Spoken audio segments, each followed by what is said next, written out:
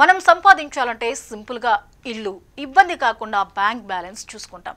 అవి కూడా అంతంత మాత్రమే. కానీ ఇక్కడ ధనికుల విషయానికి వస్తే కోట్లు, 100 కోట్లు ఎక్కువగా వింటాం. కానీ లక్షల కోట్లు రేర్ కదా. అలాంటిదే ప్రపంచంలోని 16వ ధనవంతుడు ఆస్తి ఎంతో తెలిస్తే అందరూ షాక్ అవ్వాల్సిందే. అదంతా ఎప్పుడు సంపాదిస్తాం, ఎప్పుడు అనుభవిస్తాం అనే డౌట్ కూడా ప్రతి ఒక్కరికి వస్తుంది. కానీ ఇక్కడ ఆ సంపద లెక్క పెట్టడానికే జీవితం సరిపోయేలా లేదు. అయితే ఈ అపారమైన సంపద ఒక్క రాత్రిలో రాలేదు. సంపద వెనుక తన కృషి అంతే ఉంది.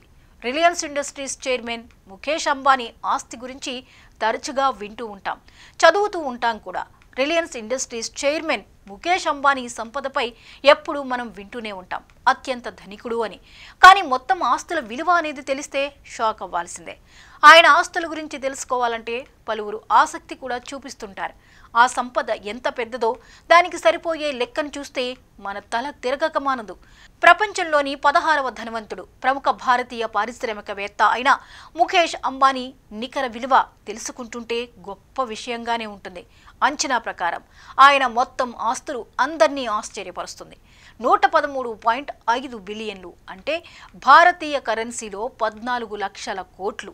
ఈ మొత్తం కరెన్సీని లెక్కించాలంటే సాధారణ వ్యక్తికైతే జీవితం కూడా సరిపోదు.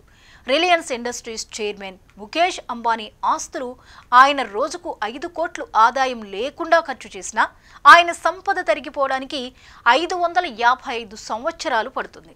అంటే ఆయన సంపద ఎంతటిదో అర్థం చేసుకోవచ్చు. ముఖేష్ అంబానీ తన ఖజానా తెరిచి ఒక్క రూపాయి కూడా సంపాదించకుండా ఖర్చు చేయడం ప్రారంభిస్తే అతని డబ్బు ఎంతకాలం ఉంటుంది? ఈ ప్రశ్న మాత్రమే అతని ఆస్తుల గొప్పతనాన్ని హైలైట్ చేస్తుంది. ముఖేష్ అంబానీ ఈరోజు తన వ్యాపార కార్యకలాపాలన్నింటినీ ఆపివేస్తారని అనుకుంటే రిలయన్స్ నుండి పెట్టుబడులు లేవు, వడ్డీ లేదు, డివిడెంట్లు లేవు. అప్పుడు అతని ఆదాయం పూర్తిగా సున్నా అవుతుంది. ఆ తర్వాత అతను ప్రతిరోజు 5 కోట్లు ఖర్చు చేసినా కూడా తరగని ఆస్తి ముఖేష్ అంబానీది. ప్రస్తుతం ముఖేష్ అంబానీ సంపద 10.14 లక్షల కోట్లు.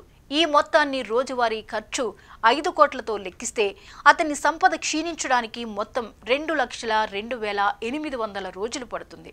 అంటే ఈ సంపద మొత్తం అనుభవించడానికి 555 సంవత్సరాలు వస్తుంది. ముఖేష్ అంబానీ రోజుకు 5 కోట్లు ఖర్చు చేస్తే అతని ఖజానా అయిపోవడానికి 5 శతాబ్దాలు పడుతుందనేది తెలుస్తుంది. ఈ సంపదపై అతని వారసుల్లో అనేక తరాల వారు ఎలాంటి ఆర్థిక ఇబ్బందులు లేకుండా, పనిచేయాల్సిన అవసరం లేకుండా విలాసవంతమైన జీవితాన్ని గడపొచ్చు. నూలు వ్యాపారి నుండి 10 లక్షల కోట్ల సామ్రాజ్యం వరకు రిలయన్స్ ఎదిగింది. అయితే నేడు 125 బిలియన్ల ఆదాయాన్ని కలిగి ఉన్న రిలయన్స్ ఇండస్ట్రీస్ను 1966లో ముఖేష్ అంబానీ తండ్రి ధీరుభాయ్ అంబానీ స్థాపించారు. ఆ సమయంలో ఆయన నూలు వ్యాపారంలో నిమగ్నమైన ఒక చిన్న వస్త్ర తయారీదారుడిగా ఉన్నారు. ధీరుభాయ్ అంబానీ కృషి, దూరదృష్టి రిలయన్స్ను భారతదేశంలోని అతిపెద్ద కంపెనీలలో ఒకటిగా మార్చాయి. ఆయన ఒక చిన్న సంస్థను పెద్ద సామ్రాజ్యంగా ఎదగడానికి కష్టపడ్డారు. భారతదేశ ఆర్థిక అభివృద్ధిలో కీలక పాత్ర పోషించి భవిష్యత్ తరాలకు ఒక ఉదాహరణను ఏర్పాటు చేశారు. అయితే 2002లో ధీరుభాయ్ మరణం తర్వాత వ్యాపార సామ్రాజ్యం ముఖేష్ అంబానీ, అతని తమ్ముడు అనిల్ అంబానీ మధ్య విభజించారు.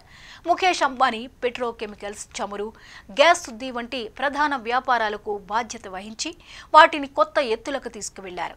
అదే సమయంలో ఈ రంగాల్లో ఆవిష్కరణ, విస్తరణ ద్వారా కంపెనీని ప్రపంచవ్యాప్తంగా పోటీ తత్వంతో తీర్చిదిద్దారు. రిలయన్స్ ఒక్క చమురుకే కాక రిటైల్, మీడియా, టెలికాం వంటి ఆర్థిక సేవలతో విస్తరించారు. ఇలా ఊహించని విధంగా ప్రతి దాంట్లో నిరంతర వృద్ధి ముఖేష్ అంబానీ సంపదను అద్భుతమైన స్థాయికి తీసుకొచ్చాయి. దీంతో ఆయన ప్రపంచవ్యాప్తంగా అత్యంత సంపన్న వ్యక్తుల్లో ఒకరిగా నిలిపింది.